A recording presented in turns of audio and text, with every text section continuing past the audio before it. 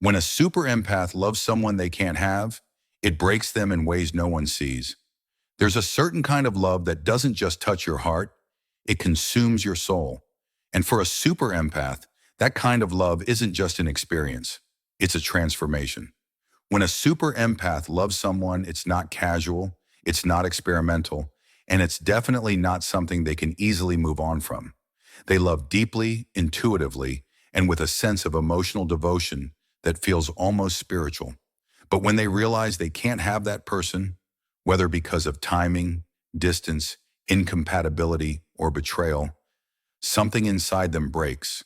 Not loudly, not dramatically, but in silence, in the quiet corners of their heart where no one ever looks. You see, for a super empath, love is never just affection, it's energy exchange.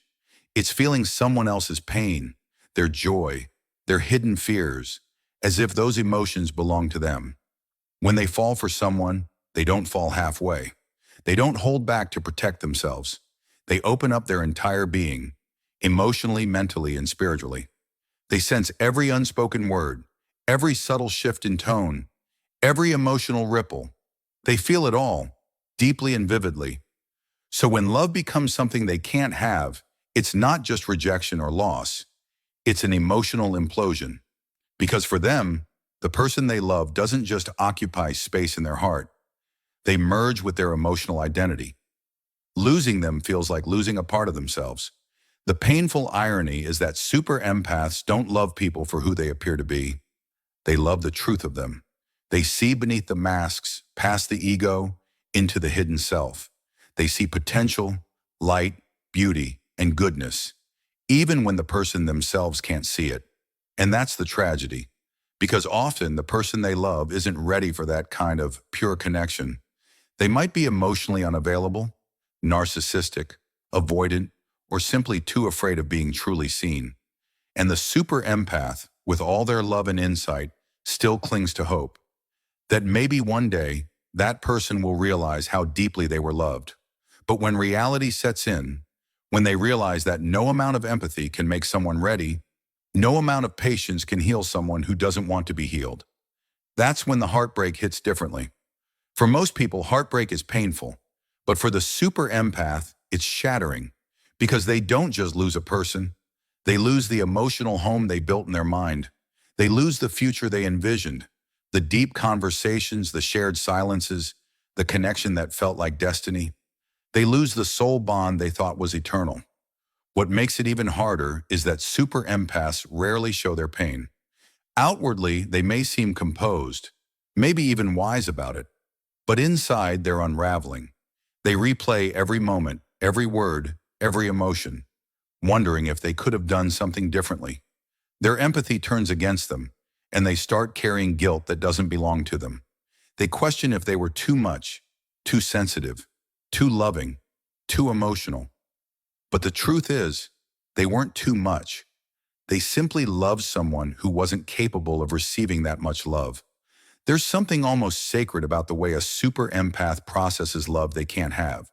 They don't hate the person. They don't seek revenge. Instead, they grieve quietly. They try to understand, to forgive, even when the other person never apologizes.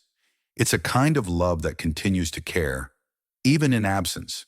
They'll pray for that person's healing, wish them peace, and still smile at their memory, even if it hurts.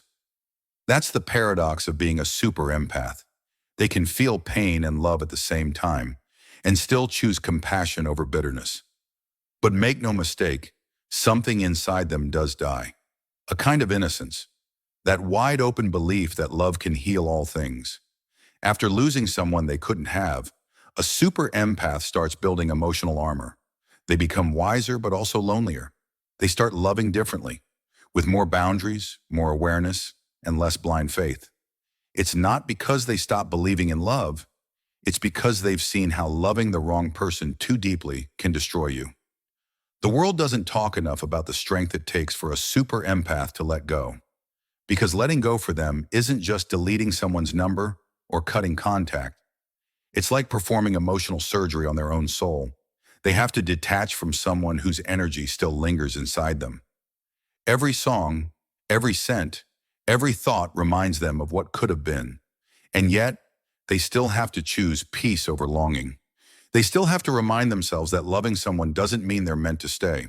What's remarkable, though, is how a super empath eventually transforms that pain into power. When they finally accept that they can't have the person they love, they start redirecting that love inward. They learn that the same empathy they gave so freely to others can be used to heal themselves. They start nurturing their own emotions with the same tenderness they once gave away. It's not an easy process. It takes time, reflection, and solitude. But slowly, they rise.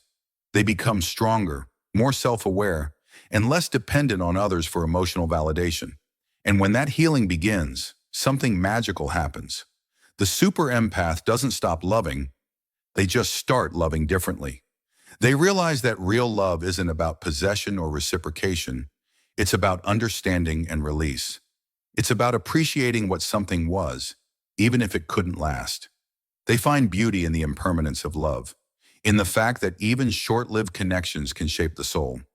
They stop chasing the unavailable and start attracting peace. But even after all the healing, there's always a soft spot, that quiet ache for the one they couldn't have. It doesn't haunt them anymore, but it humbles them. It becomes a part of their emotional landscape, a reminder that their capacity to love deeply is both their greatest gift and their deepest wound. They'll carry that lesson into every future connection, loving with wisdom instead of blind hope, and protecting their heart not out of fear, but respect for their own soul. If you've ever been a super empath who loved someone you couldn't have, understand this. You didn't fail. You didn't lose because they didn't stay. You loved in a way most people can't even comprehend. You reached a level of emotional truth that scared them, and that's not your fault. You taught them what real love feels like, even if they weren't ready to receive it. And though it broke you, it also awakened you. Because every heartbreak a super empath experiences becomes a doorway to higher consciousness. They start understanding that love isn't meant to complete you, it's meant to reveal you. It shows you where you give too much, where you forget yourself, and where your own healing still needs attention. It teaches you the balance between compassion and self-respect. And in that awakening, the super empath finally learns that the love they were so desperate to give away was always meant to be returned home, to themselves.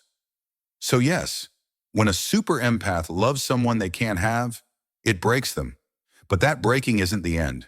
It's the beginning of a new kind of wholeness, one that no longer depends on anyone else to feel complete. They learn that sometimes loving someone deeply doesn't mean holding on.